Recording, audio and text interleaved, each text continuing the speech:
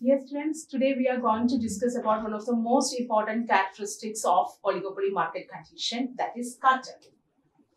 So before going to cartels, let us see what are the basic features of oligopoly market condition, which is the most realistic kind of market conditions that you can found in a society. And also you can found there is few sellers and large number of buyers, homogeneous and differentiated products, etc. So let's come to the major topic, that is cartels. What do you mean by cartel and the types of cartels that we are facing? So cartels is a kind of association of independent firms within the same industry. So let us see what is firm and what is an industry. Firms are the individual units which join together and form the industry.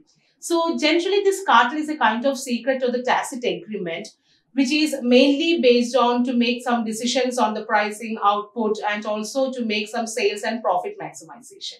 And the most common type of cartels are joint profit maximization or the perfect cartel and market sharing cartel.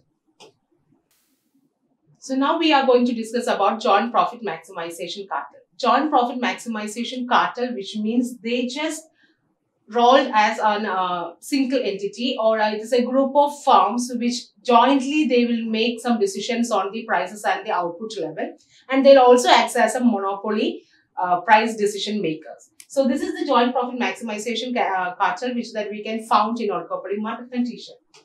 Then now we comes to the market sharing cartel. Market sharing, which means there is a collusion among the firms, especially in the oligopoly market conditions, and which is very common in practice. And we can see there is a considerable degree of freedom that you can found in market sharing cartel in different regions. And also the basic methods of market sharing. Let's comes to the topic, that is non-price competition, then agreement on quota, and also geographical market sharing.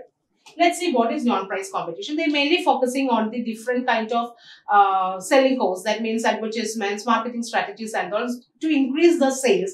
Through that increase in sales, they can increase their profit and prices also, so that they can continue with that market also.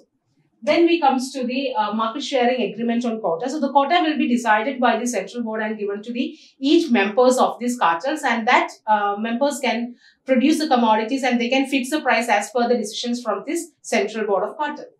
Then we comes to the geographical market sharing. There is no such kinds of legal obligations that you can found, but at the same time, you can see there is a kind of tacit agreement. It's a secret agreement which is supported by the central board of firms, and the people will completely continue with this pricing output decisions. So these are the basic features that you can found in cartels. And cartels which is combined with the price leadership and also the mergers. So that we will discuss in the next class.